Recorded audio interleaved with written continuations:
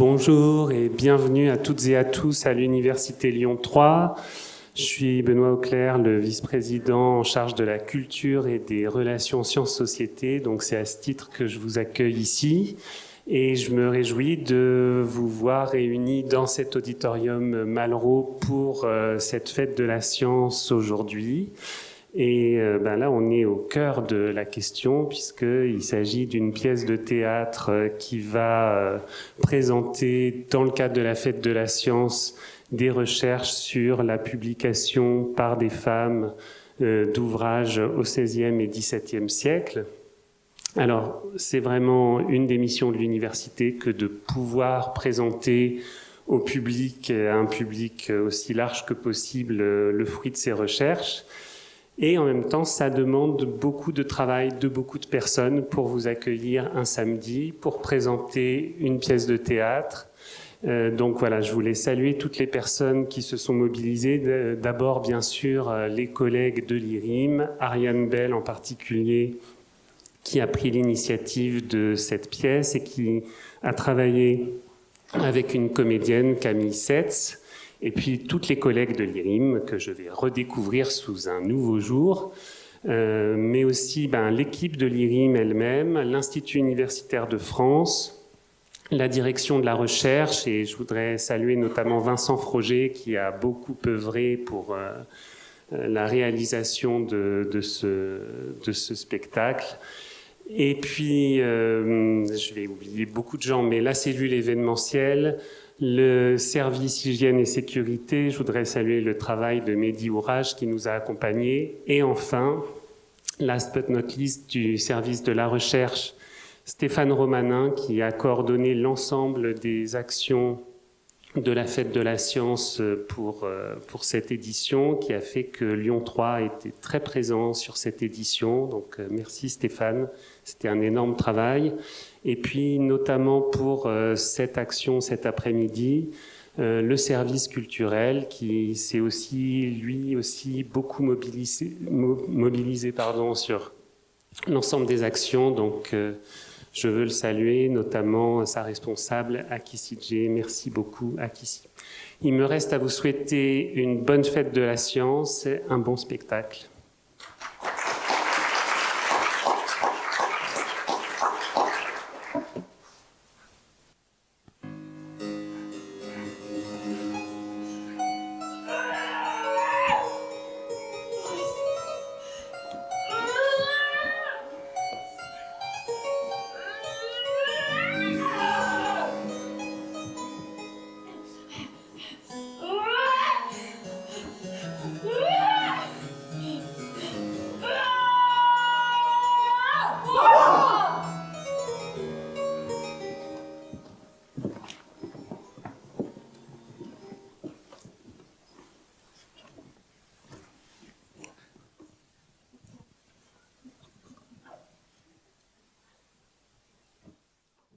Comme ce n'est pas le fait d'une femme de faire des livres. C'est vrai, au XVIe et XVIIe siècle, la publication est une affaire d'hommes. Cependant, il arrive que des femmes publient. Oh.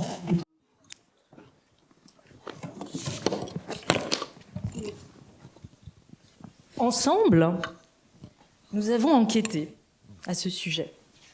Aujourd'hui, nous allons explorer les formes d'implication des femmes dans la publication, les rôles qu'elles jouent, les stratégies qu'elles élaborent, les alliances qu'elles nouent et les récits qui en sont faits. Elles font des gestes différents, en tant qu'éditrices, en tant qu'imprimeuse, dédicataire, en tant qu'autrice aussi, lectrice, relectrice, protectrice. Et comme les récits de publication se trouvent principalement à l'ouverture des livres, dans les seuils, ce qu'on appelle le péritexte, les lettres modernes sont rééveillées, nous avons porté une attention particulière aux pages de titres, dédicaces, avis aux lecteurs ou aux lectrices et aux privilèges d'impression. Certains de ces textes vous seront présentés aujourd'hui. Alors tout d'abord, qu'est-ce que publier un livre dans cette période? Donc cela implique toute une série de d'opérations en chaîne, ce que nous appelons des chaînes de publication, avec différentes étapes. Donc, la plupart du temps, il y a un événement déclencheur qui peut être une commande, une sollicitation. Ensuite vient le moment de la création du texte, de la production du texte lui-même, puis vient donc, pour aller vers la publication, il y a un moment d'autorisation. Donc, nécessairement des intermédiaires qui vont intervenir pour que le texte arrive à une phase de publication à proprement parler, c'est-à-dire un moment de diffusion auprès du public, diffusion qui peut se faire par un livre, souvent imprimé, avec différents acteurs de cette impression, et une publication qui peut être aussi une performance.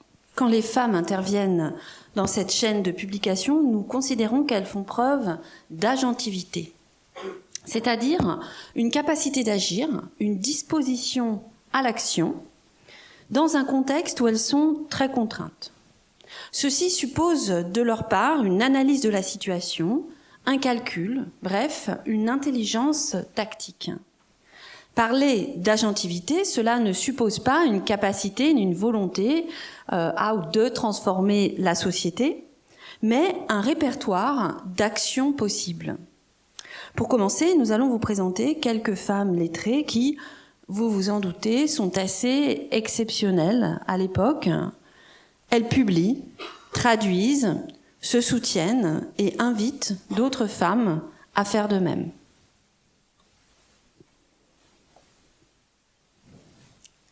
À Mademoiselle Clémence de Bourges, lyonnaise.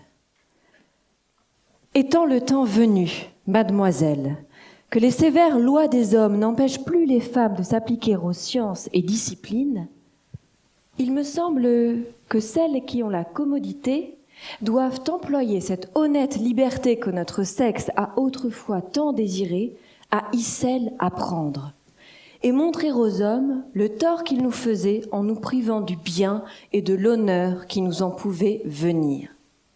Et si quelqu'une parvient en tel degré que de pouvoir mettre ses conceptions par écrit, le faire soigneusement, et non dédaigner la gloire, et s'emparer plutôt que de chaînes, anneaux et somptueux habits, lesquels ne pouvons vraiment estimer nôtres que par usage.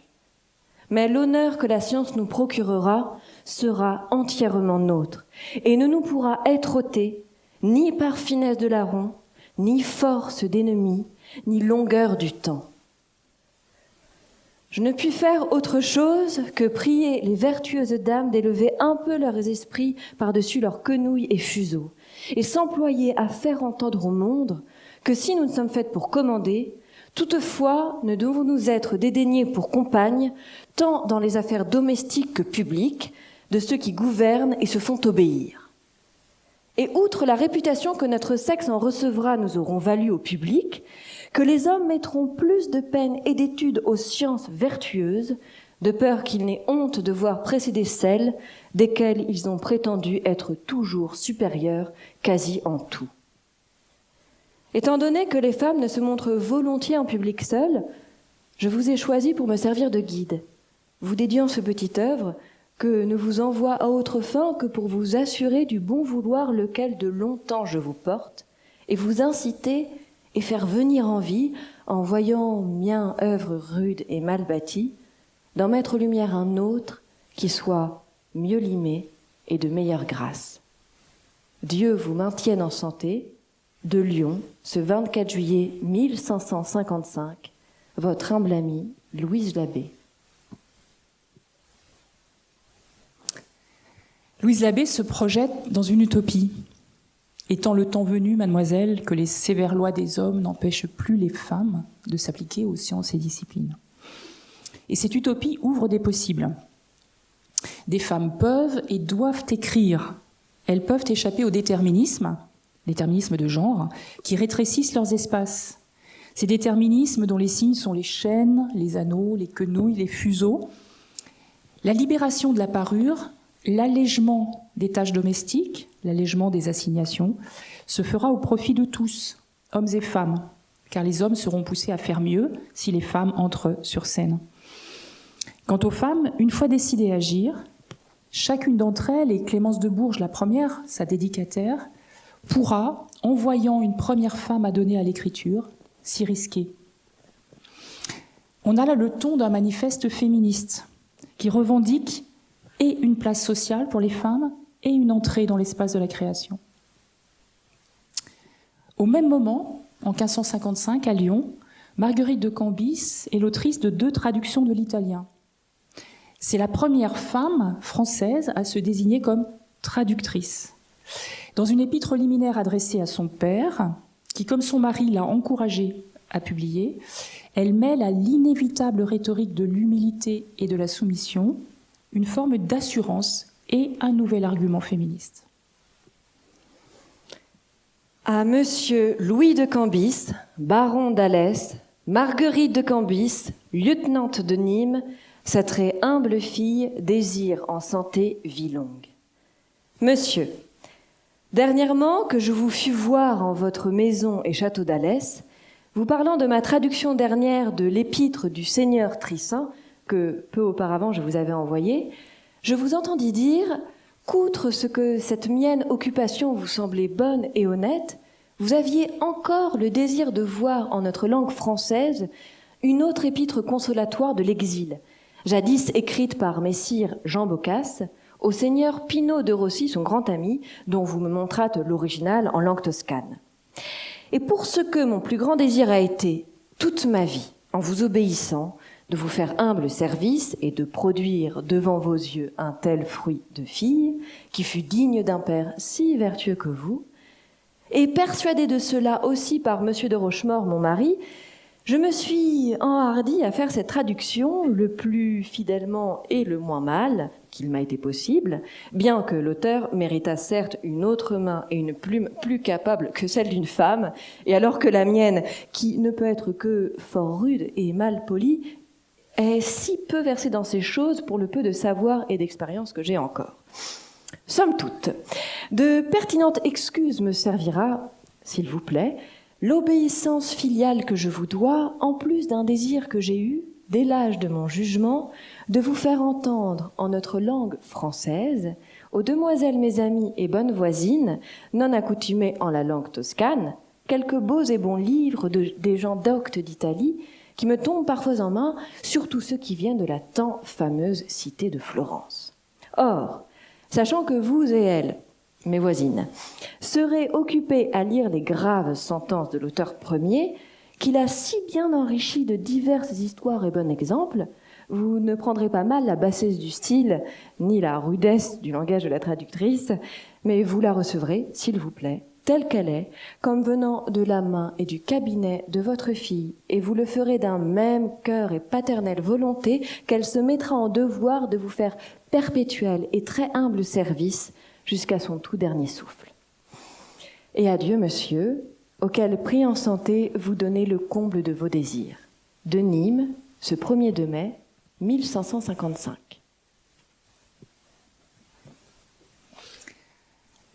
L'argument féministe de Marguerite de Cambis, c'est l'argument de la transmission du savoir aux femmes. Peut-être une matrimonialisation du savoir. Elle évoque le désir que j'ai eu de faire entendre en notre langue française aux demoiselles, mes amies et bonnes voisines, non accoutumées en langue toscane, quelques beaux et bons livres.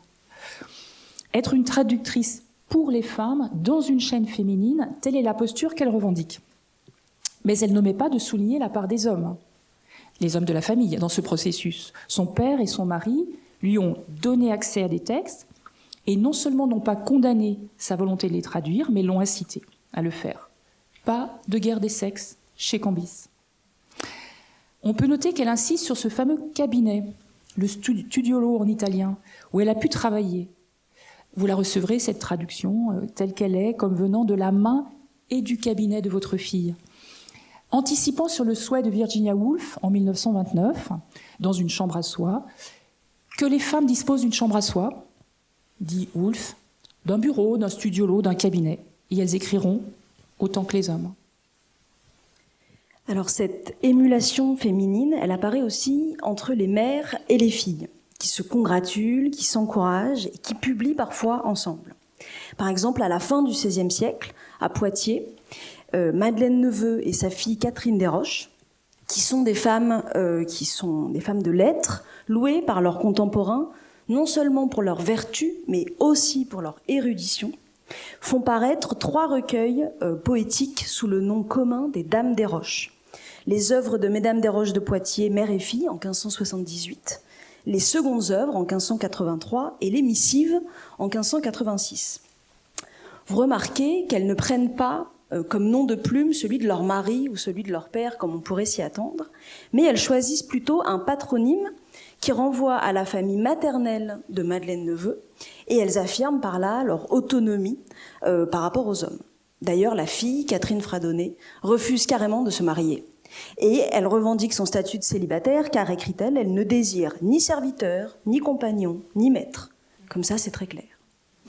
Au seuil de leur dernier livre, donc écrit à 4 mains, la mère rappelle que c'est sa fille qui l'encourage à parler en public pour la 3e fois, et elle ajoute que la postérité devra faire honorable mention de toi, ma fille, qui par vive foi porte au cœur l'image du grand Dieu, et par le vol de ta plume, sans mendier l'aide d'autrui, prends peine de me tirer hors des nuits obscures, où l'ignorance et la vieillesse me tenaient ensevelie. Si tu es résolu de marcher, je dirais que ni mon mal de tête, ni ma douleur d'estomac, ni ma fièvre ordinaire ne m'empêcheront d'aller où mon désir me porte, puisque ta volonté est telle, me voici ma fille.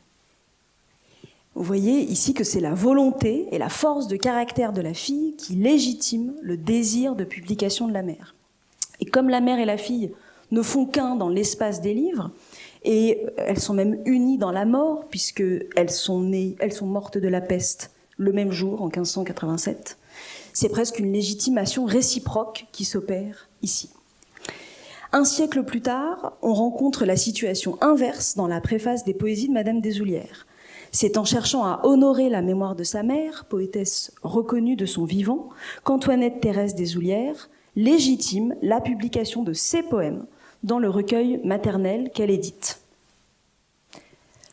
Le premier volume que feu ma mère a donné de ses ouvrages a été si bien reçu, et on m'en demande un second avec tant d'empressement que je croirais, en ne le donnant pas, ôter au public le plaisir qu'il en attend, et à la mémoire de ma mère, la gloire de ses suffrages. Que ne m'est-il permis dans cette occasion d'oublier pour quelques moments que je suis fille de Madame Desoulières. Mon cœur plein d'admiration pour ce qui nous reste d'elle me fournirait, en lui rendant justice, la seule consolation que je puis trouver dans ma douleur. On s'étonnera peut-être de ce que j'ose mettre le peu d'ouvrages que j'ai fait avec ceux de ma mère. Ma témérité est grande, je l'avoue, mais quand dans cette occasion, je cède aux sentiments de mes amis, je ne fais que suivre l'intention qu'elle avait de joindre dans un second volume mes ouvrages aux siens. Poétesse très reconnue en son temps, Antoinette Desoulières meurt à un âge que l'on considérerait aujourd'hui comme précoce, 56 ans. Et c'est sa fille, Antoinette Thérèse Desoulières, qui se charge de rassembler ses derniers poèmes inédits dans un livre paru en 1695. Ce faisant, elle glisse dans le volume plusieurs de ses propres écrits. La mère lègue à la fille la possibilité de composer de la poésie à son tour. La publication de leurs œuvres par les femmes nécessite des appuis, un réseau. Et au fur et à mesure que de plus en plus de femmes publient, ce sont les femmes entre elles qui jouent ce rôle pour se recommander auprès des éditeurs ou du public. On comprend que cette témérité de la fille est l'expression de ce que lui lègue sa mère, une capacité à écrire et à publier à son tour. Capacité créatrice, certes, mais aussi capacité socio-économique, à se faire une réputation et à gagner, modestement, de l'argent par l'écriture. C'est une histoire d'héritage au féminin, de matrimoine qui se joue entre la mère et la fille. Mais on ne fait pas l'économie des hommes, avec qui ces femmes doivent nécessairement interagir pour publier à tout niveau. Il peut s'agir de conflits, de médiation et de tentatives de conciliation. C'est vrai qu'on observe fréquemment des incidents qui viennent rompre ou compliquer le déroulement de la chaîne de publication. Et il se trouve que ces incidents sont souvent liés à des rapports de genre. Alors il y a un cas qui illustre bien ce phénomène, c'est un avis de l'éditeur et imprimeur lyonnais Jean de Tourne en 1559 qui raconte les nombreuses démarches accomplies par une femme qui s'appelle Sévère Delal et qui est la veuve d'un médecin de Montpellier, Jean Falcon, afin de faire paraître un ouvrage inédit de son défunt mari. Et il s'agissait de commentaires sur un manuel de chirurgie.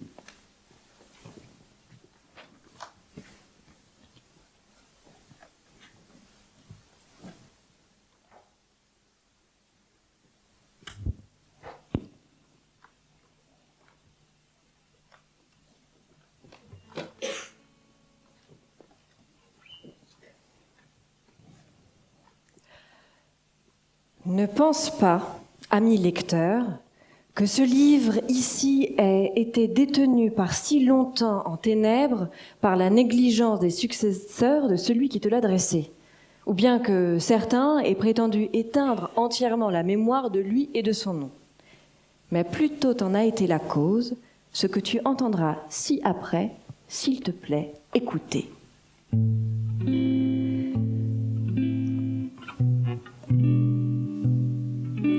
Sache qu'après que feu Monsieur Falcon, qui fut docteur et doyen de la fameuse université de Montpellier, et si docte et heureux exerçant son état qu'il n'y eut aucun en son temps qui le pût égaler, eut avec grand labeur mis fin à ses commentaires, et présenté de la manière qui lui semblait meilleure pour les laisser aller entre les mains d'un chacun, les envoya à Lyon, à un sien disciple, docteur en médecine, qui lui avait promis de les donner à un fidèle imprimeur pour les tôt mettre en presse. Alors on sait qui est ce disciple de Jean Falcon parce qu'il a ajouté une petite préface à son nom dans le manuscrit. C'est un médecin dénommé Guillaume Quillolas, originaire du Quérol, dans l'Aveyron actuel, et qui avait fait ses études à Montpellier auprès de Jean Falcon. Mais ce disciple ne tint pas sa promesse aussi vite qu'il aurait fallu, ce dont le dit Monsieur Falcon se fâcha, voyant son livre détenu et retardé. Par quoi demanda qu'il lui fût renvoyé, ce qui fut fait, et ensuite bâillé entre les mains d'un conseiller de Toulouse, sien grand ami et savant homme, sous promesse de réaliser ce que le premier avait entrepris. Mais la fortune y mit empêchement par le moyen de la mort. Car peu après, ce conseiller décéda de ce monde, qui fut bientôt ensuivi de Monsieur Falcon. Ainsi étant, ce livre privé de père et de celui qui l'avait pris en sa charge demeura égaré par un long temps parmi une grande foule d'autres livres dans la bibliothèque de ce conseiller. Alors ce magistrat toulousain, ça doit être un dénommé Antoine Duranty, qui est mort à l'été 1540, quelques mois avant Jean Falcon, et qui avait épousé auparavant une femme de Montpellier.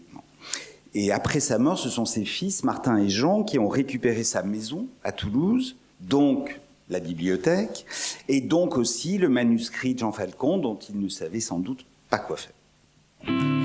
Pendant ce temps, honorable dame Sévère Delal, femme du dit Monsieur Falcon, sollicita souvent les héritiers de ce conseiller pour le ravoir, à quoi lui fut toujours répondu qu'il ne savait pas ce qu'il était devenu, ne le pouvant reconnaître dans cette masse de livres. Par quoi, craignant que son feu mari ne soit frustré de son honneur et fruit de sa peine, au détriment de la chose publique, elle s'en partit de Lyon, où elle était mariée en secondes noces à feu Monsieur de Silva. Oui, alors ça doit être Jean de Silva, un médecin d'origine portugaise qui était installé à Lyon et qui avait fait ses études avec Jean Falcon. Et elle alla à Toulouse, où elle exécuta si bien ce dont l'amour de son feu mari la sollicitait, qu'elle tira ce livre hors de cette tant longue prison. fortune l'empêcha encore d'arriver à bon port.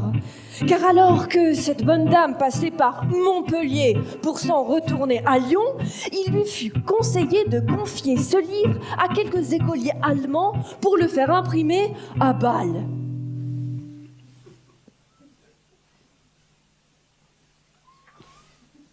Ce qu'elle crut et l'envoya. Lequel, parce que le français langage n'était pas familier aux Allemands, lui fut renvoyé après quelques mois. Alors là, on a toutes les sources. Donc l'écolier allemand, l'étudiant, c'est Félix Platter, futur grand médecin et grand collectionneur de curiosités. Il a alors 18 ans et il est venu depuis Bâle faire ses études de médecine à Montpellier. Il habite chez un apothicaire qui s'appelle Laurent Cattelan. Et pendant ce temps-là, le fils de Laurent Cattelan est parti étudier à Bâle, échange Erasmus. On a conservé le journal de Félix Platter dans lequel il raconte que le 4 novembre 1554, il a envoyé ce manuscrit à son père, Thomas Platter, qui à ce moment-là est imprimeur à Bâle. Dans le colis, il explique qu'il y a aussi des langoustes et des crabes séchés, une feuille de figuier d'Inde, des coquillages, des grenades. Mais son père lui répond, après quelques semaines, que le livre n'est pas publiable à Bâle, parce que certes, il y a du latin, mais il y a beaucoup trop de passages écrits en français, et à Bâle, on ne parle pas français. Donc il vaut mieux rendre le manuscrit à la veuve. C'est alors qu'ayant reçu le livre, elle me le fit parvenir tout prêt à être publié. Mais elle n'a pas eu ce bien de voir son mari revivre par le moyen de cette publication, étant prévenue d'une mort inopinée et soudaine. Et voilà, c'est vers de là, elle est morte. Et alors là, par contre, on n'a pas du tout d'archives, c'est-à-dire qu'on ne sait pas quand elle est morte, ni où, ni de quoi. Tant pis pour elle, le livre existe, elle ne le sait pas. C'est dommage. Donc, ami, il ne te faut émerveiller si par l'espace de 20 ans, tu as attendu l'arrivée de ce livre, vu les longues pérégrinations qu'il a faites et le long séjour à chacun lieu qu'il arrivait, l'honneur duquel tu vois être dû à Monsieur Falcon, et le bien que tu en reçois en jouissant de lui à cette bonne dame.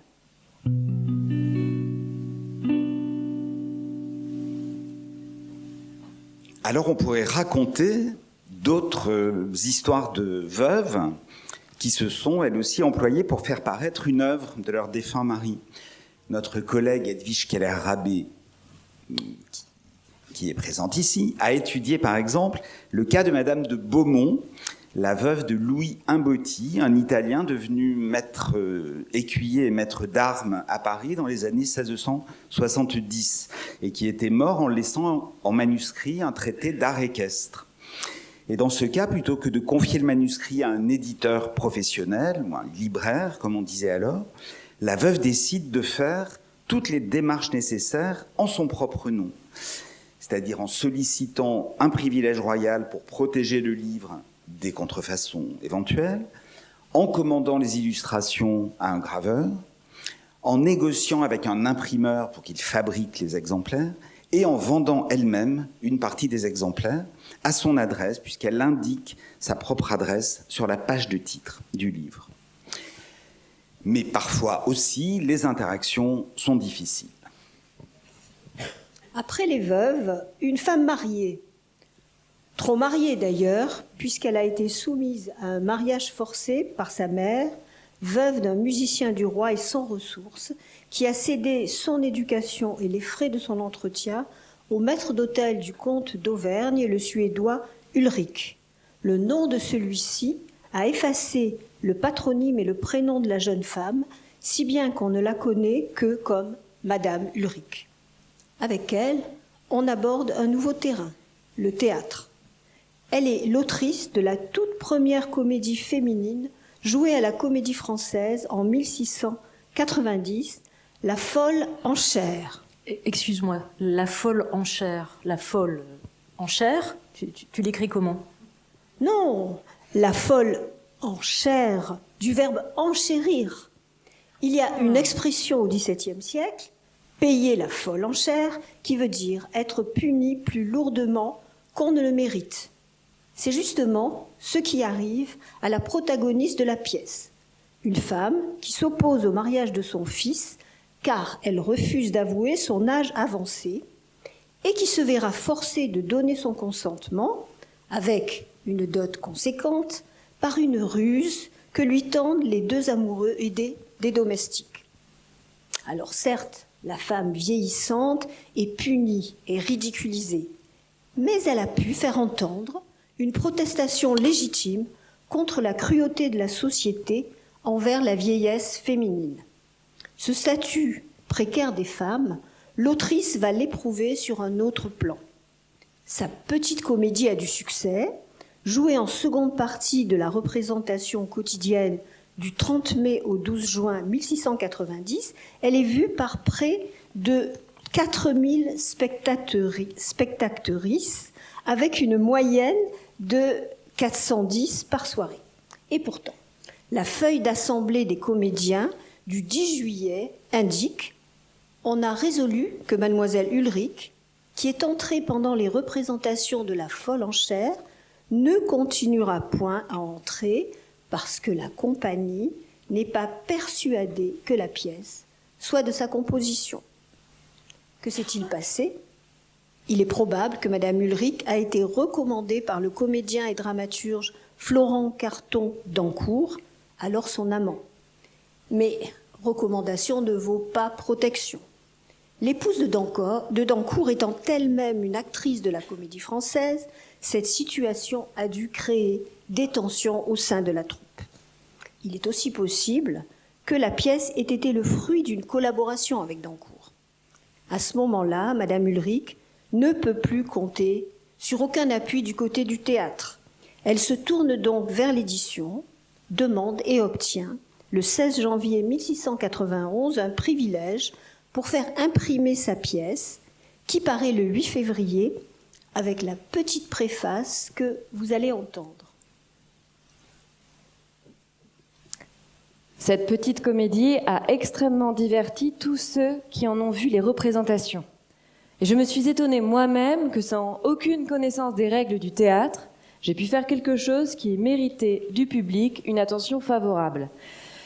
Mais l'esprit et le bon sens sont les meilleures règles que l'on puisse suivre. Choisir un bon sujet, donner des intérêts pressants à ses personnages, faire naître des obstacles à leur dessein et surmonter ses difficultés. Voilà tout ce que je sais, et je ne crois pas qu'il soit absolument besoin d'en savoir davantage, puisqu'avec cela, j'ai trouvé le secret de réussir. Peut-être suis-je un peu redevable de cet heureux succès à la manière dont ma comédie a été représentée. Je souhaite qu'elle plaise autant sur le papier que sur le théâtre, pour me pouvoir flatter de n'avoir obligation qu'à moi-même des applaudissements qu'on lui aura donnés. Dans cette brève préface, l'autrice prend sa revanche sur les comédiens qui l'ont expulsée du théâtre en faisant valoir son propre talent. Assurément, elle utilise le code de la modestie, mais c'est pour affirmer sa fierté de dramaturge en revenant sur le succès de sa pièce et en indiquant les enjeux de sa publication. Elle fait ainsi valoir une autonomie précieuse dans la situation de discrédit qu'elle affronte alors. Fragile revanche, car faute de solides appuis sociaux, la suite de son existence l'exposera à la persécution et à l'invisibilisation de ses talents. En effet, après expiration du privilège, la pièce sera intégrée aux œuvres de Dancourt sans sa préface. Bien sûr, mais cette préface sera réimprimée dans l'édition posthume des œuvres de théâtre de M. Dancourt en 1760. Les éditeurs ont alors pris soin d'accorder au masculin le participe révélateur « étonné ». L'appropriation est totale, mais révèle son imposture. Il importe toutefois de ne pas réduire le masculin au seul registre de la domination. Les figures masculines peuvent aussi apparaître comme des alliés, notamment dans l'obtention des privilèges royaux. Alors, un privilège, c'est le droit exclusif de vendre et de distribuer un livre. Il est obtenu en général par l'éditeur, c'est-à-dire le libraire, et de façon beaucoup plus rare par l'auteur ou l'autrice, par faveur royale. Henri, par la grâce de Dieu, roi de France, à notre prévôt de Paris et sénéchal de Lyonnais ou leur lieutenant, et à chacun d'eux, si comme elle lui appartiendra, salut et dilection. Reçu avons l'humble supplication de notre chère et bien-aimée Louise Labbé, lyonnaise, contenant qu'elle aurait dès longtemps composé quelques dialogues de folie et d'amour, ensemble plusieurs sonnets, odes et épîtres, que certains de ses amis auraient soustraits, et, alors qu'ils étaient encore imparfaits, publiés en divers endroits. Et redoutant que certaines ne les voulussent faire imprimer en cette sorte, elle, les ayant revus et corrigés à loisir, les mettrait volontiers en lumière, afin de supprimer les premiers exemplaires. Mais elle doute que les imprimeurs ne se voulussent charger de la dépense sans être assurés que d'autres à leur suite n'entreprendront sur leur labeur. Pour ce est-il que nous inclinant libéralement à la requête de ladite suppliante, lui avons de notre grâce spéciale donné privilège, congé, licence et permission de pouvoir faire imprimer ces dites œuvres ci-dessus mentionnées par tel imprimeur que bon lui semblera. Donné à Fontainebleau, le 13e jour de mars, l'an de grâce 1554, et de notre règne le 8e, par le roi en son conseil, Nicolas Robillard.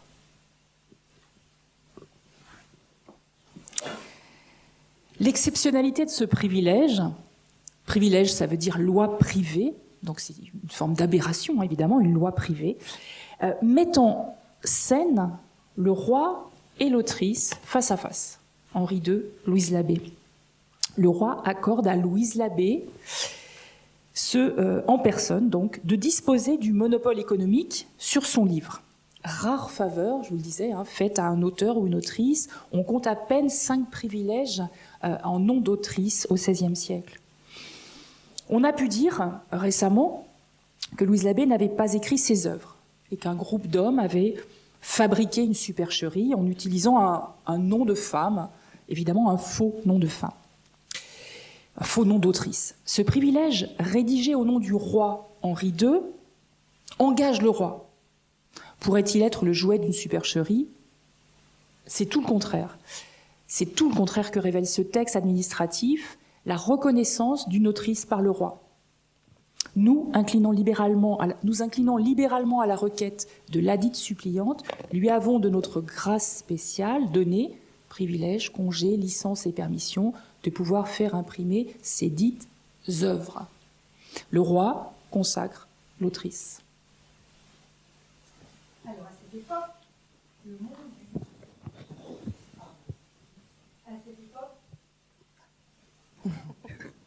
le monde du livre, c'est un espace régi par les hommes. Et le fait de s'exposer au public à travers ses propres écrits représente pour les femmes un risque, un danger. C'est une impudeur. Face à ce risque, que vont-elles faire ? Elles vont mettre en œuvre des stratégies afin de publier sans être inquiétées. La rhétorique de l'humilité et de la modestie en est une. C'est une forme d'intelligence tactique, de calcul si l'on veut, qui consiste par exemple à se dire malhabile, peu éloquente, insuffisante, femme en somme, justement pour rendre l'audace de publier acceptable. Et maintenant, une petite devinette. Le poème qui va suivre illustre parfaitement un tel projet. L'autrice y affirme d'emblée l'humilité, mais une humilité qui est cette fois appropriée à son projet, un projet bien différent de ce que nous avons vu jusqu'à présent, un projet d'ordre spirituel, un projet religieux ambitieux. Savez-vous trouver la femme qui l'a écrit ? Si vous lisez cette œuvre tout entière, arrêtez-vous sans plus à la matière. En excusant la rime et le langage, voyant que c'est d'une femme l'ouvrage, qui n'a en soi science ni savoir, sauf un désir que chacun puisse voir ce que fait le don de Dieu créateur quand il lui plaît de justifier un cœur. Car un homme ne peut rien quant à soi avant qu'il ait reçu le don de foi, par lequel seul l'homme a la connaissance de la bonté, sapience et puissance. Ainsi le don que libéralement le Créateur donne au commencement n'a nul repos qu'il n'ait déifié celui qui s'est par foi en Dieu fié. Oh, l'heureux don qui fait l'homme Dieu être et posséder son tant désirable être. Hélas, jamais nul ne le peut comprendre si par ce don Dieu n'a voulu le prendre. Et chacun a grand raison d'en douter si Dieu au cœur ne lui a fait goûter.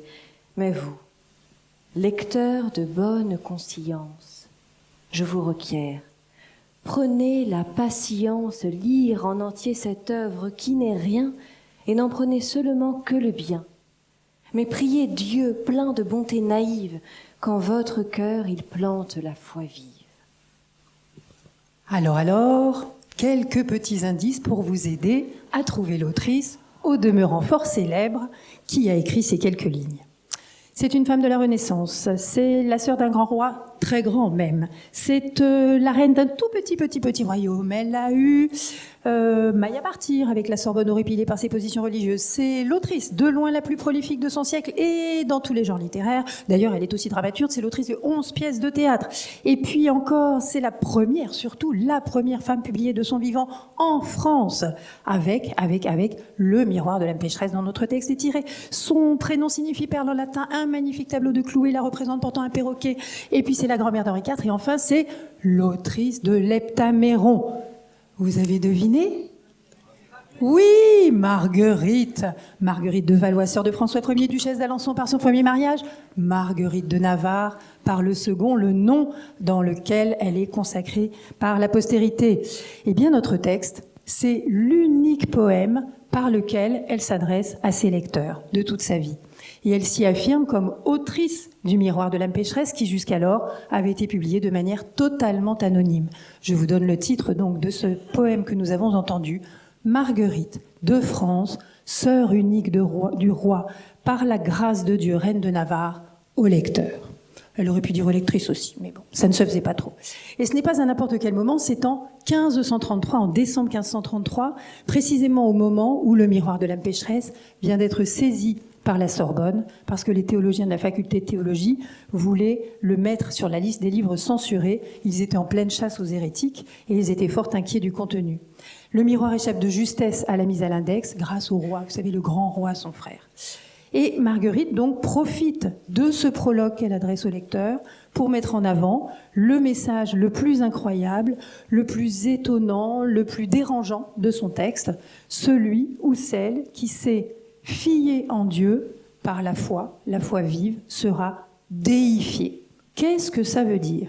Ça veut dire finalement que chacun ou chacune peut devenir semblable à Dieu, expérimenter l'amour parfait par la fusion mystique en Dieu. C'est ce que raconte Marguerite comme expérience dans son Miroir de l'âme pécheresse. C'est la position qui est développée autour d'elle par les théologiens évangéliques qui l'entourent, mais qui est perçue comme hérétique évidemment et qui fait hurler les docteurs de Sorbonne.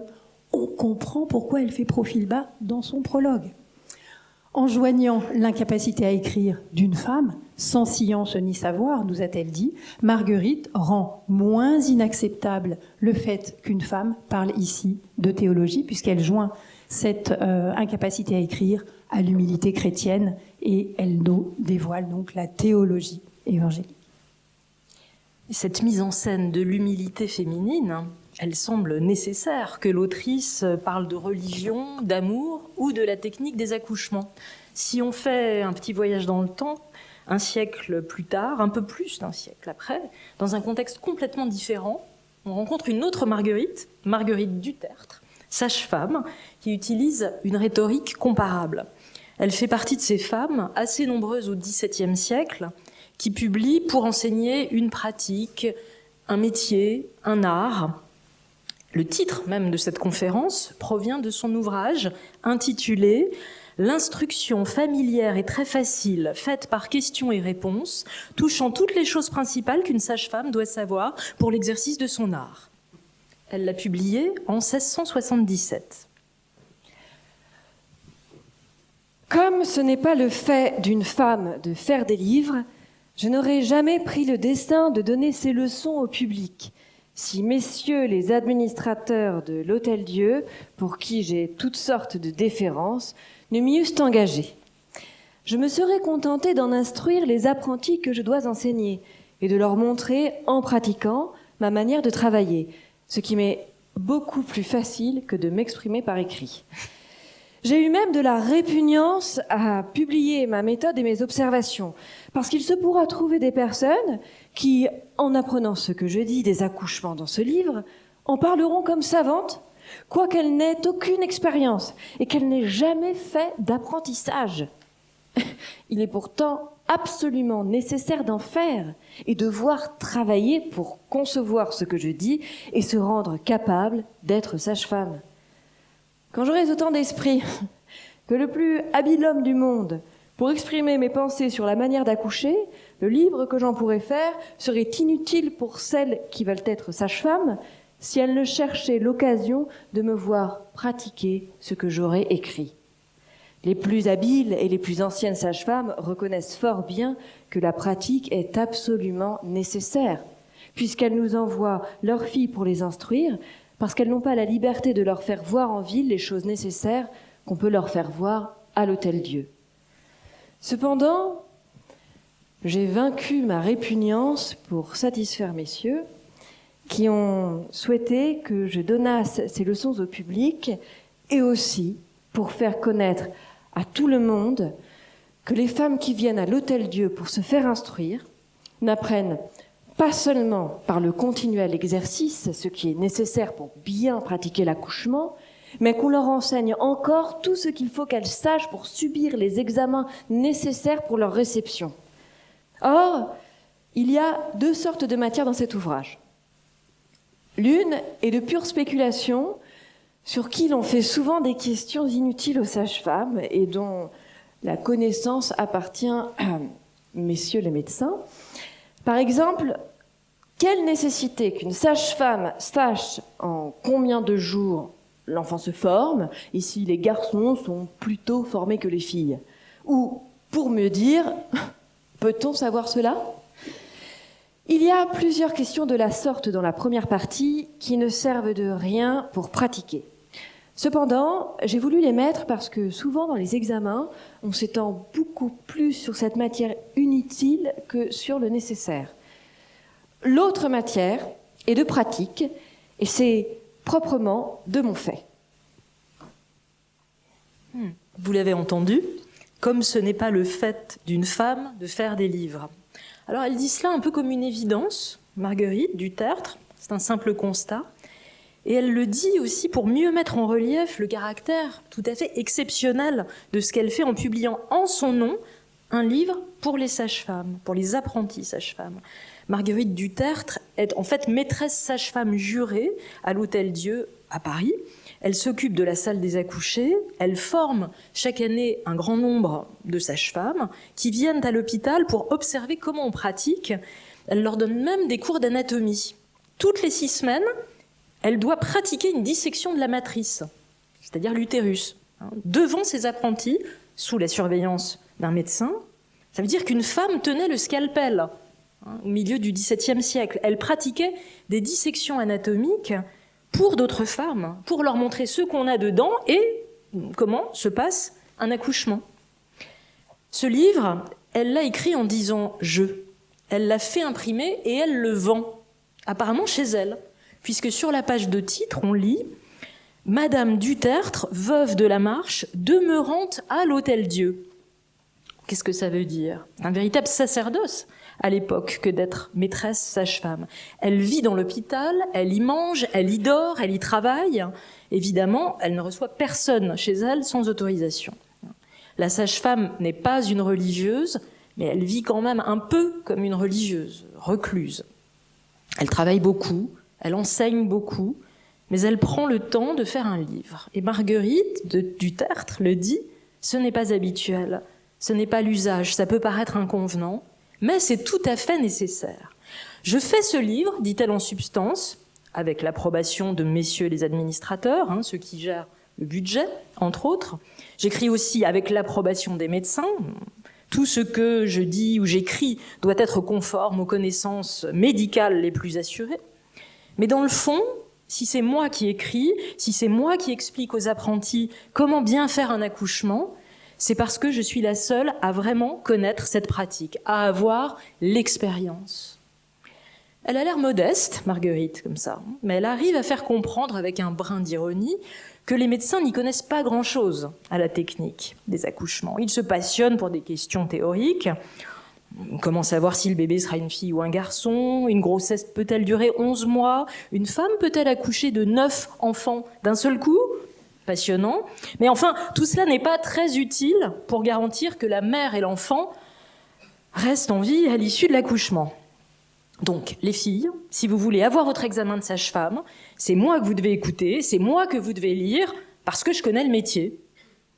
Comme l'a écrit notre collègue Edwige Keller-Rabé, ça doit être la deuxième fois qu'on la mentionne, je crois. Alors, je cite Edwige, « Comme Marguerite du Tertre, certaines femmes ont trouvé les moyens de publier des textes pratiques à visée charitable, en lien étroit avec leur activité professionnelle et leur vocation. Le statut de religieuse, d'hospitalière ou de sage-femme attachée à un grand établissement pouvait ainsi offrir un cadre protecteur, autorisant la circulation d'un savoir féminin, tout en le rendant socialement acceptable. » Alors, faire quelque chose de socialement acceptable, tout est là. Et les savoirs féminins, dans la période qui nous intéresse, sont nombreux. Être une bonne musicienne, par exemple, est souvent valorisé dans la société aristocratique. Mais cet apprentissage visait le loisir domestique ou l'agrément des invités dans un cadre privé. Il n'était pas question de faire d'elles des professionnels capables d'écrire et de publier de la musique. Mais certaines, et c'est le travail qu'a fait avec nous notre collègue Sylvain Cornic, certaines comme Élisabeth Jacquet de la Guerre vont plus loin. Elle fut saluée de son vivant pour ses talents de claveciniste. D'abord, c'était une excellente interprète. Toute petite déjà, elle avait joué devant le roi. Et plus tard, elle a cherché à être reconnue comme compositrice et à faire imprimer ses œuvres. Et d'ailleurs, vous avez entendu tout à l'heure, pendant la scène d'accouchement, un prélude de sa suite en la mineur. Et elle dédicace au roi Louis XIV, en 1687, ses pièces de clavecin.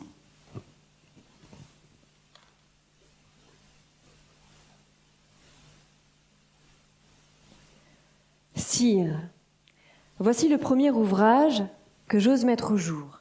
Et je prends la liberté de le dédier à votre Majesté, parce que je lui suis redevable de tout ce que mon génie a produit jusqu'à présent. Oui, sire, il me souvient que, trouvant en moi, à l'âge de 5 ans, quelques dispositions pour le jeu de clavecin, vous ordonnâtes que l'on prît soin de m'y élever. Qui pourrait comprendre combien je fus sensible, tout enfant que j'étais, à la joie qu'un ordre si pressant versa dans mon âme et combien il m'inspira d'ardeur pour le travail. J'ai vu couler mes plus tendres années dans une étude continuelle et de temps en temps présentée devant votre Majesté, j'ai joui du plaisir de la voir favorablement attentive à mes faibles accords. Le bonheur de lui plaire m'a fait aller plus loin. Je me suis moi-même imposé une longue retraite chez mon père, où j'ai toujours été accoutumée, sire, à vous consacrer toutes mes veilles. C'est là qu'appliquée à de nouveaux dessins, je m'étudiais à pouvoir un jour mériter encore davantage la précieuse estime de votre Majesté. Grâce au ciel, mes soins m'ont réussi. Votre Majesté, ayant appris que j'avais mis une pastorale en musique, a eu la curiosité de l'entendre comme une chose que personne de mon sexe n'a encore tenté. Si je n'ai pu, par le malheur de mon sort, employer ma vie à son service, ni par de grands talents travailler pour sa gloire, je me trouverai toujours très heureuse et assez distinguée d'en avoir cultivé un dès mon enfance, duquel au moins je puisse contribuer à son divertissement dans les courts intervalles de ses grandes et importantes occupations, et qui me donne l'avantage, en l'offrant à votre majesté, de me tirer de la foule et de rendre public mon zèle ardent et respectueux pour sa personne sacrée, aussi bien que la profonde vénération avec laquelle j'ai l'honneur d'être. Sire, de votre majesté, la très humble, très obéissante et très fidèle servante et sujette, Jacquet. Ce qui résulte de nos recherches, c'est que pour les femmes que nous avons étudiées, le fait même de mettre en mots à l'écrit une situation d'infériorité, pour la raconter, la donner à lire au public, de l'imprimer, permet de la dépasser, au moins partiellement. Reprendre possession de la parole, même pour énoncer les obstacles et jugements auxquels ces femmes sont confrontées, ainsi que les voies empruntées pour les contourner, leur permet de faire entendre leur conscience de ces contraintes et leur capacité à les négocier. C'est ainsi qu'elles ont pu se nommer ou être désignées par ces noms de métiers ou de fonctions féminisés, des mots qui ne faisaient pas peur à l'époque. Autrice, compositrice, correctrice, Imprimeuse, Imprimeresse, Poétesse,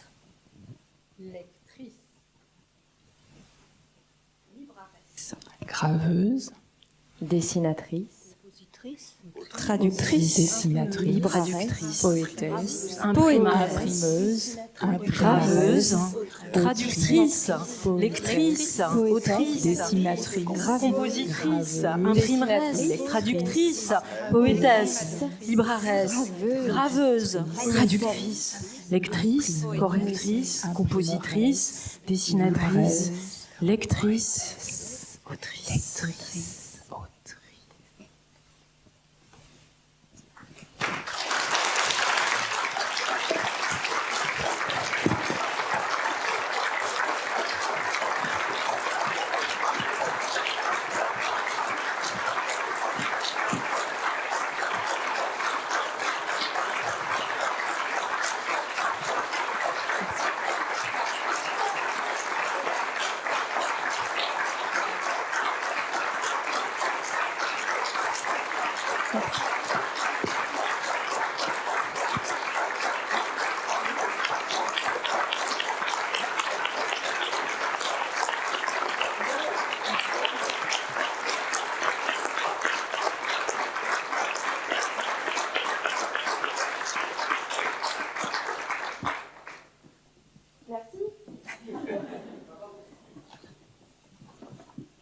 Et maintenant, on pensait faire un petit bord plateau, si vous avez des questions à poser.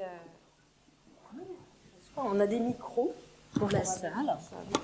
Voilà, ne soyez pas timides. Je ne sais pas comment on vous les donne. À qui ici, merci. Voilà, ici.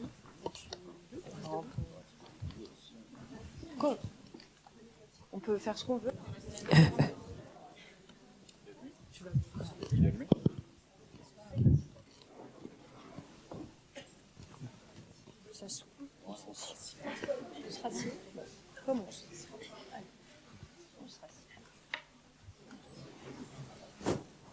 y a-t-il des questions?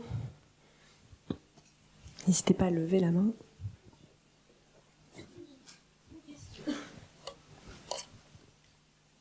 Merci. Bonsoir, merci beaucoup. Vous avez évoqué rapidement la question de Louise Labbé et du doute qui avait été porté sur le fait qu'elle était vraiment autrice des textes, etc. Est-ce que vous y voyez une énième tentative d'effacement de l'écriture féminine ?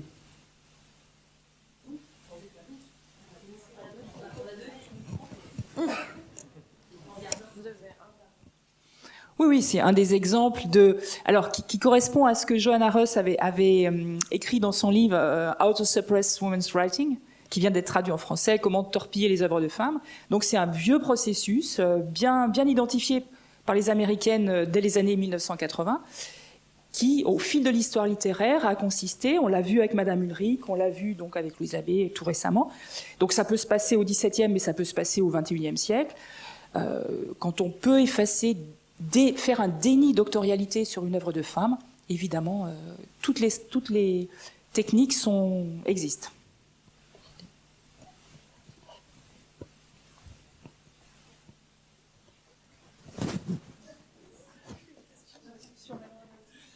Pour Camille, justement, quel a été votre rapport, votre découverte et votre rapport à ces textes? Est-ce que vous les connaissiez, les découvriez pour la première fois, et quelle a été votre façon de les aborder? Eh bien, les seuls textes que je connaissais étaient ceux de Louise Labbé, et j'ai effectivement appris beaucoup tout au long de ce travail. Et oui, ce qui m'a d'abord frappée, c'est effectivement tous les schémas, toutes les résurgences de schémas où il y a effectivement des tentatives d'effacement de ces œuvres ou de ces autrices. Et j'ai trouvé ça très instructif, effectivement, et redécouvrir le fait que, une chose aussi qui m'a marquée, qu'on a abordé à la fin, c'est redécouvrir que tous ces métiers avaient des noms féminisés, alors qu'aujourd'hui c'est un questionnement, c'est une question qui génère beaucoup d'affect. Je trouve ça assez amusant, quoi. Voilà. Instructif. Merci.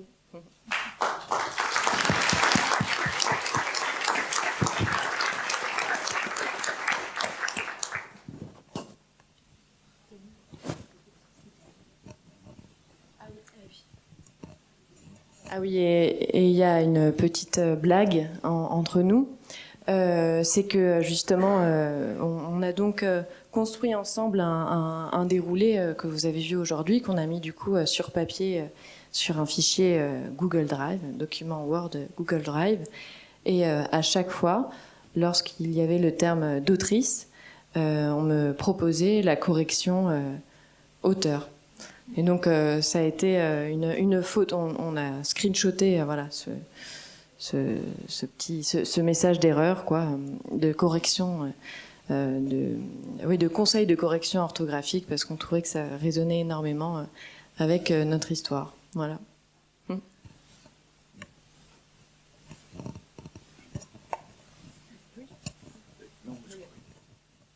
Ça tombe bien, mais pourquoi c'est encore comme ça? Parce que c'est très facile à corriger.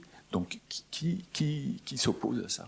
Alors, Monsieur Google, je ne sais pas si on pourra l'interroger lui-même, mais c'est la même chose dans les correcteurs de mail. Il n'y a rien qui est comme outil de correction sur le langage vis-à-vis de ça. C'est quand même étonnant. Ça va peut-être changer.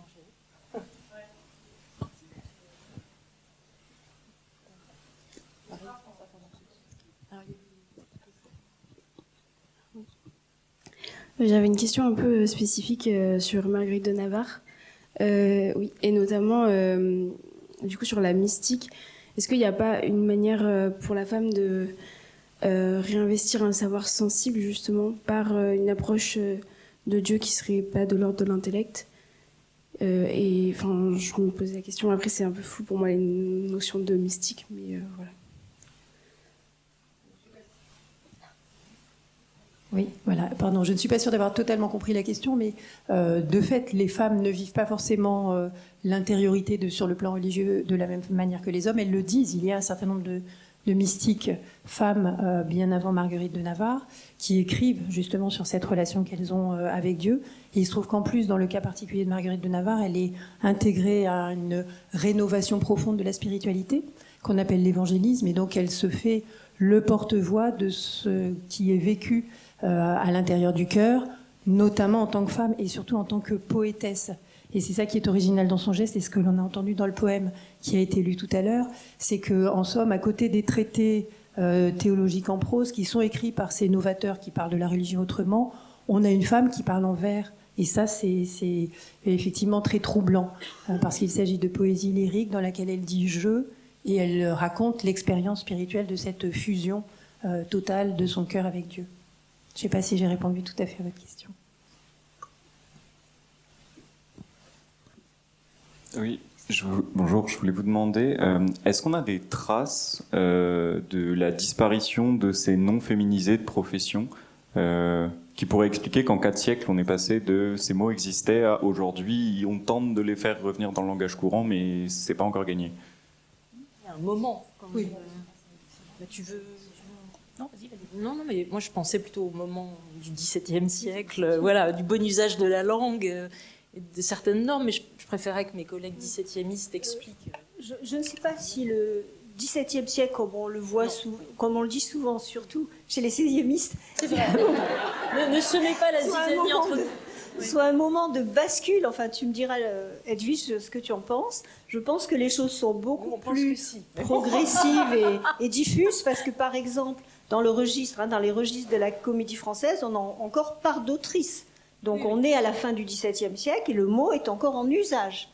Donc je pense, enfin moi, ce que j'ai pu observer dans certaines de mes recherches, surtout sur Madame Ulrich, puisque j'ai poursuivi un peu cette piste, c'est que c'est le XIXe siècle qui radicalement évacue à la fois des figures d'autrices, leurs noms dans l'histoire littéraire, elles disparaissent complètement à la trappe, sans qu'il y ait d'explication forcément donnée, et les mots qui désignaient leur activité littéraire disparaissent. Il n'y a pas de...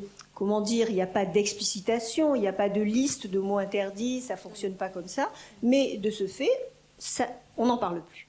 On n'en parle plus, ou alors quand c'est gênant, parce que quand même les noms subsistent, alors c'est toujours le cas de Madame Ulrich, excusez-moi d'y revenir, mais sa deuxième apparition dans le champ littéraire, c'est comme éditrice des œuvres posthumes de Monsieur de La Fontaine. Et évidemment, son nom apparaît dans l'épître dédicatoire. Alors, il est difficile de ne pas lui attribuer l'auctorialité de cette édition posthume, avec beaucoup de pièces inédites. Donc, on s'arrange, enfin, les historiens de la littérature, les historiens du XIXe siècle, s'arrangent pour dire qu'au fond, il faut plutôt l'incriminer de cette publication que la remercier ou la féliciter, malgré le grand nombre de pièces inédites, et en particulier la quasi-totalité de la correspondance de La Fontaine dont on dispose, puisque tout le reste a brûlé, dans un des châteaux où vivait son petit-fils qui détenait cette malle. Bon, je passe là-dessus. Donc, on officialise son statut, finalement, de courtisane, qui aurait soutiré ces documents de La Fontaine en étant sa maîtresse. C'est un vieil homme à l'époque où elle apparaît dans son entourage. Et donc se crée ce mythe de la jeune femme, vénale finalement, qui va lui faire écrire un conte qui lui est proprement destiné parce qu'elle aime les histoires licencieuses et qui va obtenir, qui lui livre un certain nombre de textes autographes, de premières versions de fables, de sa correspondance. Vous voyez, donc c'est une autre manière de discréditer. Circuler, il n'y a rien à voir, parce que cette femme, elle est infâme. Enfin, c'est pas une éditrice que l'on peut considérer comme telle, mais au fond, son travail n'est que le résultat de son libertinage. Voilà. Donc c'est effacement des noms. Ce mythe subsiste jusqu'aujourd'hui, chez des éditeurs et des historiens, disons de la première moitié du XXe siècle. Donc ce problème de lexique, il concerne en fait une manière d'écrire l'histoire. Oui, voilà, c'est une manière. Pas juste un problème de lexicographie. C'est quand même un problème de lexicographie, pour le coup, au XVIIe. Pour le coup, il y a beaucoup de travaux quand même sur le mot, ne serait-ce que le mot autrice, qui commence à être, dès la fin du XVIIe, revendiqué comme ne devant pas être employé. Moi, j'incrimine le XVIIIe siècle. Bon, si on veut.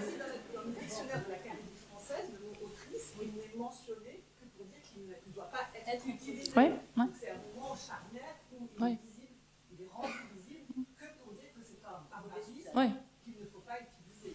Donc c'est quand même aussi un glissement progressif. C'est un glissement progressif dans le lexique. Là, on ne parle pas d'histoire littéraire parce que c'est encore plus compliqué, parce qu'interviennent les problèmes de morale, comme tu viens de dire. Mais vraiment, dans la lexicologie, on commence à avoir une réticence à employer les féminins à partir de la fin du XVIIe. Et ça va aller en augmentant jusqu'à quasiment la fin du XXe. Et quand à la fin du XXe, on s'est mis à employer des féminins, on a hurlé à l'horreur de l'invention d'autrices, etc., qui n'étaient pas des inventions puisque tous ces mots existaient. Donc il y a vraiment un passé, c'est-à-dire sur le mot indice, il y a un passé féminin en lexicologie qui est vraiment très répertorié. Il y a des féminins pour toutes les fonctions, pour tous les statuts, pour tous les états. Et ces féminins ont été progressivement effacés dans la longue durée, donc 17, 18, 19, etc., 20, et on les retrouve.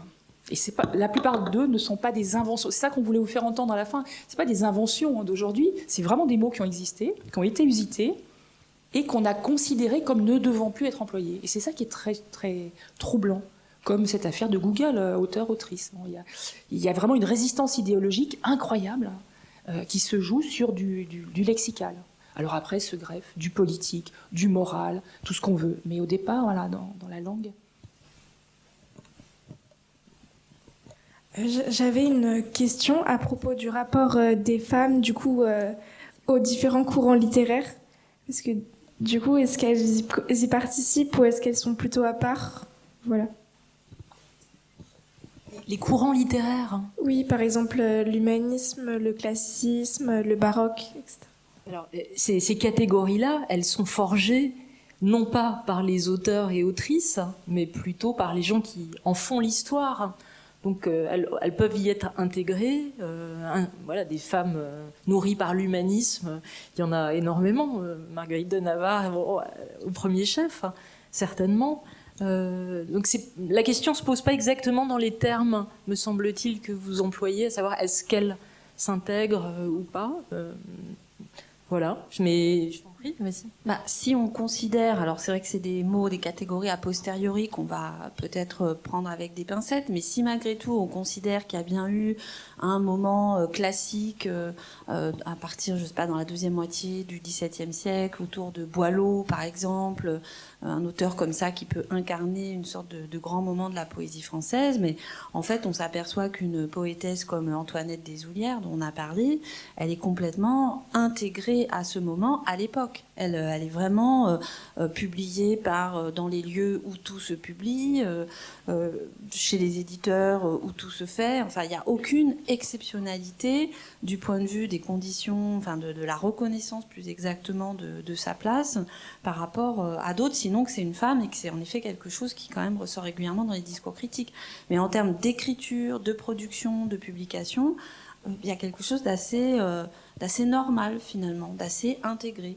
Et la dissociation par rapport à ces courants et leur mise à part, qui fait qu'elles sont très peu présentes aujourd'hui dans les manuels scolaires qui justement vont recenser les auteurs de ces grands mouvements, cette dissociation elle est produite en effet au moment où s'écrit vraiment l'histoire littéraire scolaire au XIXe siècle.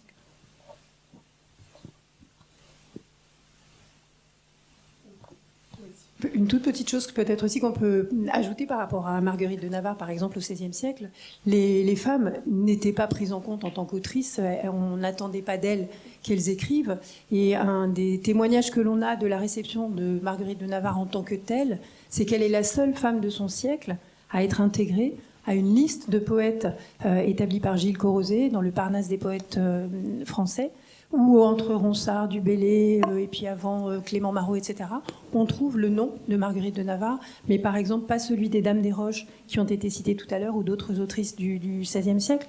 Donc ça veut dire qu'il y a aussi déjà, dès l'époque, une sorte de sélection qui s'opère, une sorte de filtre qui est mise en avant, et comme le disait Mathilde, qui est aussi...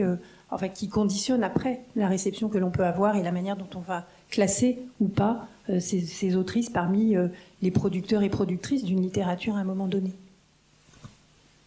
Oui, juste pour ajouter un élément, donc vous voyez que la réponse est nuancée, puisque on répond en termes de sociabilité, par exemple, on a tout un tas d'exemples où des femmes, effectivement, sont intégrées à des réseaux littéraires. Et puis, on vous parle aussi de difficultés, de reconnaissance, ou de choses comme ça. Et ça vous explique aussi notre choix méthodologique dont on peut peut-être de dire un mot, parce que ça fait quelques années qu'on a travaillé ensemble sur ces questions, c'est en train de devenir un livre.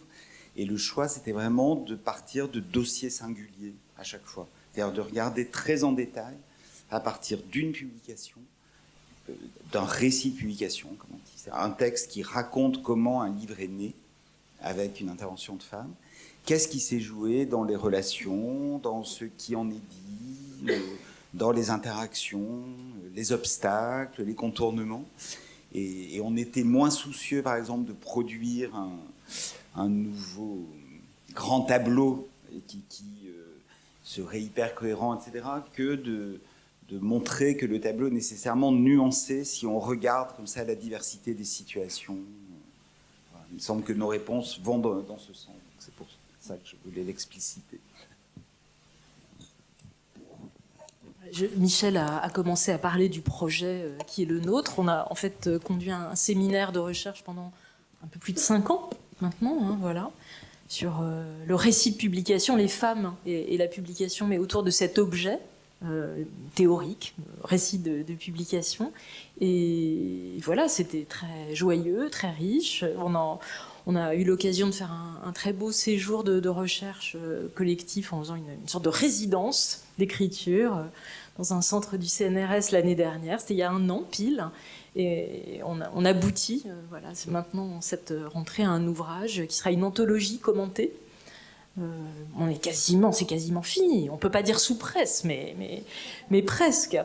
Voilà. Et cette fête de la science, cette conférence spectacle, c'était aussi une belle manière de rester ensemble pour donner une forme un peu synthétique à notre travail. Donc vous avez vu un aspect seulement hein, aujourd'hui. Voilà. Mais je voulais pas. Il y avait des questions. Bonjour, j'aimerais vous demander s'il était assez permis ou possible ou probable de donner la lecture dans les salons pour les autrices, comme les auteurs mondains, comme ça. Sur les salons. Mathilde, tu as des idées sur les salons. Non, mais tout à fait. Alors, votre question, c'est à savoir, est-ce que c'était elles-mêmes qui pouvaient lire ? Il me semble... Leur propre texte, il me semble que oui. Alors je me tourne un petit peu vers des camarades qui, je sais pas, Edwige, oui, voilà. Oui. Il y a des conditions de production qui sont collectives, notamment la galanterie, où on produit toute une production poétique collectivement. Donc il y a toutes sortes de possibilités d'énoncer ces textes. Oui, d'énoncer ces textes, notamment dans la production collective, dans les cercles galants, les cercles littéraires qui sont bien présents déjà dès le XVIe siècle, j'imagine. Oui, c'est-à-dire qu'il n'y a pas d'interdiction, si c'est là-dessus que porte votre question, il n'y a pas d'interdiction qu'une femme prenne la parole pour lire ses œuvres, présenter ses œuvres, etc. Il n'y a aucune interdiction, a fortiori dans des espaces qui sont quand même plutôt des espaces privés, hein, où les lettrés se rencontrent, voilà. Donc, pas d'interdiction du tout, au contraire. On a même des exemples où la lecture par l'autrice d'un texte va faire tellement événement que ça va lancer la carrière. Alors c'est pour ça que je me tournais vers Edwige. Catherine Desjardins, à 18 ans, arrive à Paris. Elle est absolument pas connue. Elle lit dans un cercle, tu préciseras peut-être lequel, un sonnet de sa composition qui s'intitule « Jouissance ». Elle a 18 ans. Bon, elle deviendra plus tard Madame de Villedieu, donc ce nom, peut-être vous le connaissez. Évidemment, ça fait scandale. Une femme qui parle de sa jouissance érotique. Vous voyez, donc c'est probablement concerté de sa part. Hein. Et donc, voilà, tous les cas sont possibles. Hein. Du scandale naît la notoriété, évidemment l'aura sulfureuse qui va la poursuivre tout le temps, hein, par ailleurs. Ça a un coût, évidemment, ce genre d'opération. Là aussi, sur les nuances entre les types de lieux, par exemple, si on pense pas au salon, mais aux académies, vous voyez, c'est quelque chose qui a été bien raconté pour l'Italie au XVIe siècle, c'est-à-dire qu'on peut dater le le moment, c'est dans les années 1540, où, pour la première fois dans certaines académies italiennes, les académiciens commencent à lire des textes de femmes, en les présentant comme tels, et quelques années après, à venir accompagner d'une femme qui va elle-même lire son texte. Donc ça a été parfaitement raconté dans l'histoire des académies italiennes de la Renaissance. Il y a vraiment une intégration progressive, comme si au départ les hommes n'y avaient pas pensé. Il faut qu'ils y réfléchissent. Et évidemment, le contraste est très fort, par exemple, par rapport à quelque chose comme l'Académie française, telle qu'elle va se constituer, quand on pense à quel point elle s'est définie dans une exclusion évidente des femmes jusqu'à une date extraordinairement récente. Justement, par rapport à cette question des lectures publiques, des femmes qui pouvaient avoir reçu un prix de l'Académie française, elles pouvaient quand même recevoir un prix même si elles n'avaient pas le droit de participer à l'Académie française. En fait, c'était pas elles qui venaient lire leur texte. Leur texte était lu par quelqu'un d'autre, voilà, un des hommes qui faisait partie de l'Académie. Donc là, il y a bien cette exclusion dont vous parlez. Mais vous voyez, il faut vraiment faire la distinction entre le lieu académie et les espaces, disons, qu'on a appelés salons a posteriori, mais qui sont plutôt ces lieux de rencontre plus de l'ordre du domestique.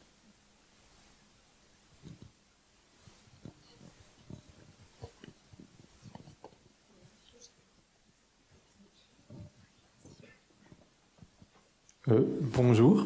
En fait, si j'ai bien compris, la rhétorique de l'humilité et d'une écriture malhabile a été reliée par Marguerite de Navarre à une posture de l'humilité chrétienne. Et du coup, je voulais vous demander comment cette rhétorique détermine et oriente les stratégies de publication et de production chez les autrices, éditrices ou traductrices.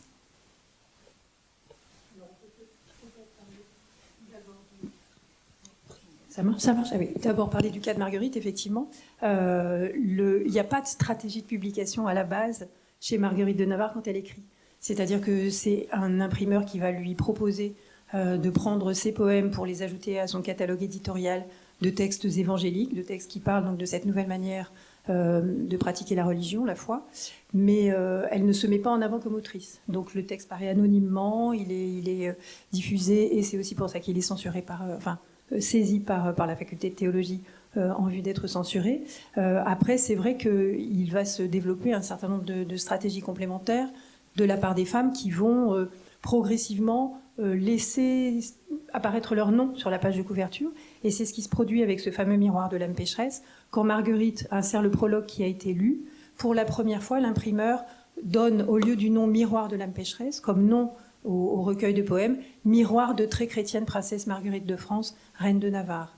Donc on a une stratégie progressive de dévoilement, on pourrait dire, après avoir eu une très grande prudence, puisque l'ouvrage anonyme, par exemple, le premier miroir de l'âme pécheresse, portait juste une petite phrase sibylline sur la couverture, entre le titre et l'indication du nom de l'imprimeur et de la date. La Marguerite très noble et précieuse s'est préposée à ceux qui de bon cœur la cherchaient. Qu'est-ce que ça veut dire?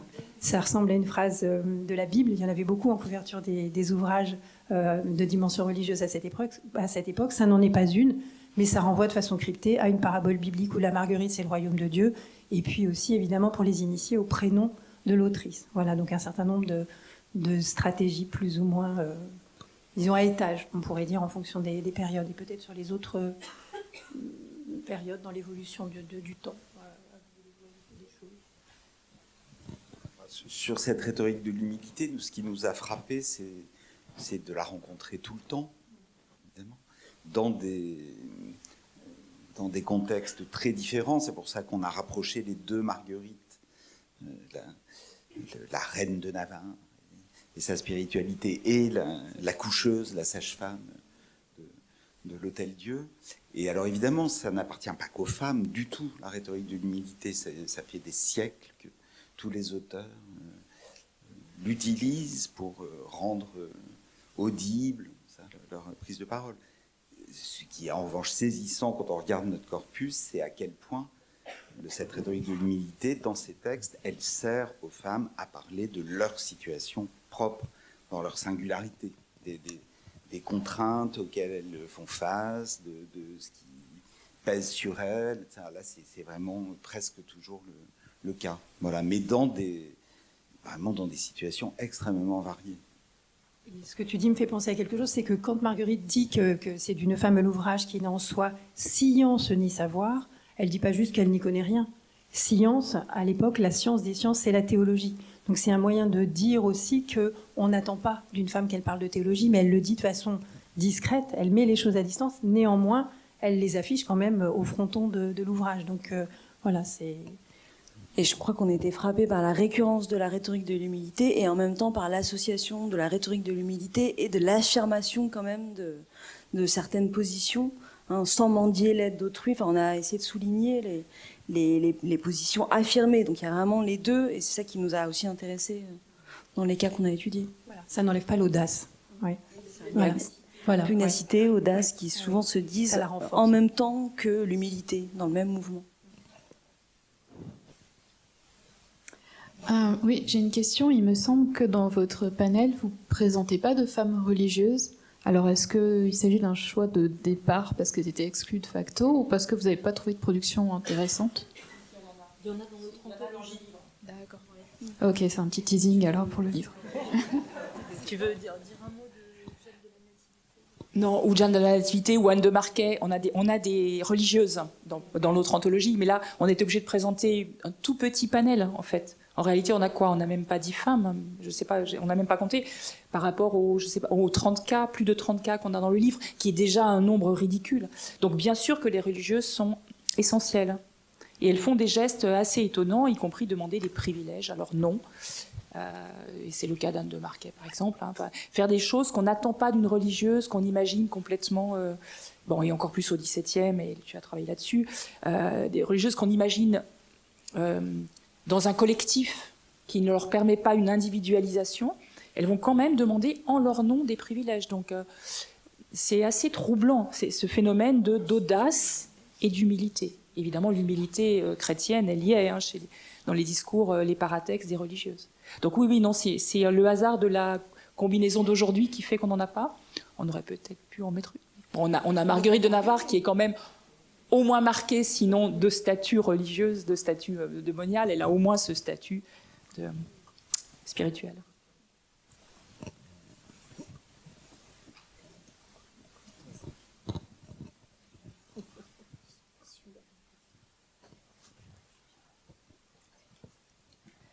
Alors moi j'aurais une question davantage sur le choix de la forme. Est-ce que cette forme, elle vient quelque part de votre matière? Est-ce qu'il y a une volonté aussi de redonner voix à des autrices qui ont pu être un peu silenciées par l'histoire littéraire?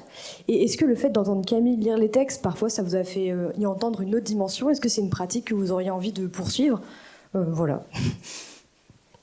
Oui, oui, le poursuivre, c'est certain. Oui aussi, au fait, pour moi en tout cas, d'entendre différemment les textes performés, mis en voix, elle donne du relief à des choses qui sont effectivement assez discrètes à la lecture, et dont du coup on n'est pas très sûr toujours de la signification. L'ironie, par exemple, là elle fait des choix aussi dans sa lecture, d'accentuer peut-être un petit peu plus certains... Voilà, tu mets en relief pour du Tertre cette ironie qui est constante mais peut-être un peu plus souterraine. Quant notre projet de redonner une forme de place à des voix silenciées, j'ai envie de dire oui, mais bon, il y a quelque chose de pro-féministe incontestablement dans l'ensemble de notre projet, alors même qu'on travaille les uns et les autres sur des sujets assez différents. On n'est pas du tout tous et toutes spécialistes de l'écriture féminine ou des femmes au XVIe ou au XVIIe siècle. On s'est retrouvés, je pourrais pas très bien faire la généalogie du projet.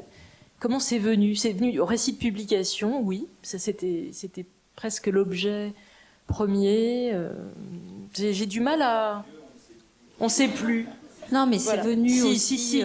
en croisant les objets en croisant les objets des uns et des autres. C'est quand même lié aussi à notre activité au sein du laboratoire de l'IRIM. Voilà, on est là quand même, on représente toutes et tous et toutes, et qui est qui a comme axe fort l'axe histoire de l'édition, hein, bon, donc histoire du livre, etc. Et puis un autre axe qui s'appelle histoire des normes, mais au sein duquel il y a histoire aussi des normes genrées, enfin donc des femmes qui est impliquées là-dedans. Donc finalement, c'était un croisement de deux axes qui rentrait très bien. Voilà. Et c'est vrai que la question de l'oralisation, qui est aussi dans votre question, elle est très importante parce que ce sont des textes, quand on les lit, du fait notamment peut-être une difficulté d'accès déjà de les avoir, ils ne sont pas tous réédités, ces textes, hein. Parfois il faut aller dans les tréfonds de Gallica pour les trouver. Et puis parfois ils ont aussi une orthographe qui peut faire peur, enfin une graphie, du fait des caractères d'imprimerie anciens, et puis du fait aussi de l'orthographe qui n'était pas la même à l'époque, qui était pas normalisée, etc. Et donc c'est des textes qui peuvent sembler difficiles à comprendre, et notamment par exemple celui qui a donné lieu à de la musique, Les Tribulations du livre publié par la veuve de Jean Falcon, Sévère de Lannes. C'est vrai que c'est un texte, en fait, quand on le lit, il n'est pas très facile. On l'a beaucoup travaillé, ce texte, en séminaire. Mais alors, moi, l'impression que j'en ai, c'est que quand on l'entend, évidemment, surtout avec les ponctuations musicales, et puis avec la manière dont Camille lit, toute cette difficulté s'efface. Et on comprend beaucoup mieux ces textes en les oralisant souvent qu'en les voyant avec un œil de lecteur. Ou de lectrice, pardon. Merci.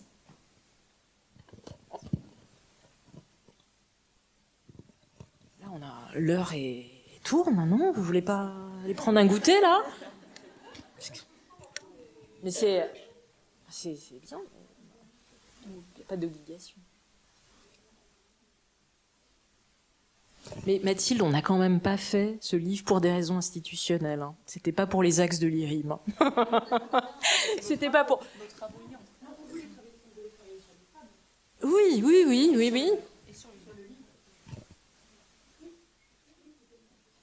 Voilà. Elle s'attribue des responsabilités. La petite histoire, mais c'est aussi la vie des labos, c'est assez rigolo, c'est que on voulait absolument, à l'époque, moi j'étais à Lyon 3 aussi, donc on voulait absolument dire il faut qu'on travaille avec les gens de Lyon 2, c'est pas possible, voilà. On travaillait déjà, mais on voulait vraiment, voilà. Et donc on s'était dit, si c'était vraiment initialement de vidéo, mais quel est un sujet qui pourrait intéresser tout le monde, voilà. Et il avait semblé que le sujet femme, sans trop savoir, voilà, c'était quand même quelque chose qui pouvait... Moi, j'étais pas du tout sur ces sujets à la base, mais bon, c'est quand même intéressant. Hein. Et donc... non, mais il y a beaucoup de choses à chercher, même si on n'est pas spécialiste de ça à l'origine. Et donc, c'était finalement un sujet très fédérateur. Même toi, Ariane, tu travailles moi je travaille sur des chirurgiens, j'ai des corpus masculinistes, mais au possible. Et là, je suis passée aux sages-femmes. Voilà, c'est tout. Ouais. Moi, j'ai une petite question. Est-ce qu'il y a une spécificité française par rapport à ça, ou est-ce qu'on est sur l'invisibilisation dans la... Ou alors, est-ce que c'est quelque chose de très universel et de mondial ? Moi, j'aurais tendance à penser qu'il n'y a pas de spécificité française, mais c'est vrai là, il nous faudrait des éléments de comparaison fins sur la périodisation, travail qu'on n'a pas vraiment fait. Toi, un peu sur certains corpus, sur les poétesses italiennes et françaises. Oui, voilà, c'est ça. Il y a des zones du monde qui sont mieux éclairées que d'autres. Et puis il y a des zones mieux éclairées aujourd'hui, historiquement. Donc l'Italie de la Renaissance, du point de vue des femmes, il y a vraiment des dizaines et des dizaines d'ouvrages extrêmement pointus.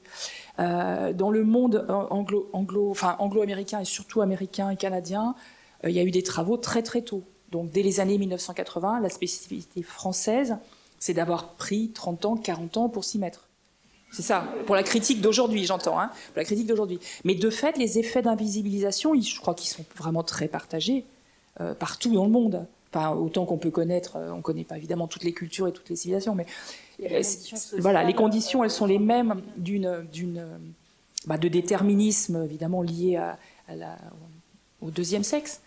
Et malheureusement, le deuxième sexe, c'est un peu toujours le deuxième sexe, partout. Donc c'est un peu une constante anthropologique, hein, dirait Françoise Héritier. Donc si c'est une constante anthropologique, c'est qu'on va le retrouver dans toutes les cultures et qu'il y a besoin de faire ce travail de retrouver d'une part des choses qui ont vraiment été, les femmes ont vraiment été dans la lumière à une époque et on ne le sait plus, ou bien elles ont déjà à l'époque été mises dans l'ombre, et il y a des raisons pour lesquelles elles ont été mises dans l'ombre. Donc il y a ces deux efforts historiques à faire, qui sont idéologiquement toujours menacés par ce qui se passe dans l'idéologie d'aujourd'hui, c'est-à-dire le fait que on peut être vite accusé, justement, d'être dans l'idéologie. Ce qu'on prend toujours, hein, plus ou moins, à un moment donné, on va nous dire « oui, mais vous faites ça parce que c'est dans l'air du temps, parce que c'est ça qu'il faut faire, parce que c'est politiquement correct ». Quand on commence à chercher, à creuser, à faire des enquêtes, ce qu'on a essayé de vous montrer, c'est que ça dépasse une pulsion idéologique qui est peut-être là aussi, mais c'est peut-être, comme tu disais tout à l'heure, il y a peut-être un enjeu féministe, mais à un moment donné, on va gratter, il faut aller gratter, et ça, c'est plus de l'idéologie, c'est aller chercher, aller ouvrir des dossiers d'archives de la Comédie Française, des dossiers d'archives de privilèges, etc. Et là, c'est du vrai travail de scientifique.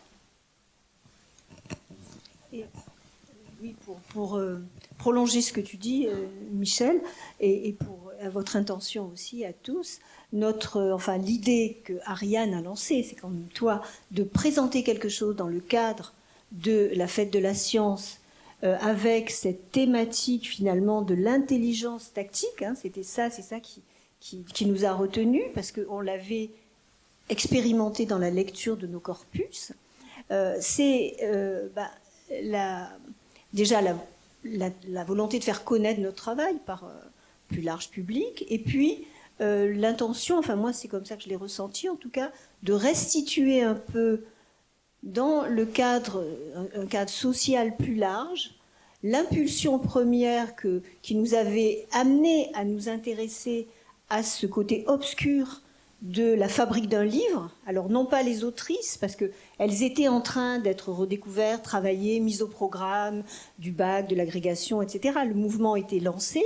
On a voulu faire un pas de côté, mais compléter, aller voir ailleurs ce qui se trame derrière les livres, derrière tout ce processus de publication et la place des femmes dans ce processus. Et donc, pour nous, c'était, être là, on pourrait dire que c'est un acte militant, en quelque sorte, mais il est chargé de tout un travail scientifique qui, je trouve, infirme totalement ces accusations dont sont l'objet aujourd'hui des universitaires qui travaillent sur ces sujets et qu'on accuse d'alimenter le wokisme, hein, d'être dans une sorte d'air du temps pour se valoriser. Là, vous avez entendu, je pense, et puis on l'a redit dans nos réponses à vos questions, qu'il y a un véritable travail scientifique. Même si notre restitution de ce travail, elle peut être ludique, elle peut être attrayante, enfin on a essayé que ce soit attrayant, qu'on fasse entendre des voix qui nous parlent encore aujourd'hui, par-delà les siècles. Voilà, et ça, moi je pense qu'il y a un processus scientifique qui peut aller jusque-là, et c'est une grande chance que nous avons de travailler, de pouvoir dialoguer avec vous. C'est une belle conclusion. Oui. Enfin, moi, Merci.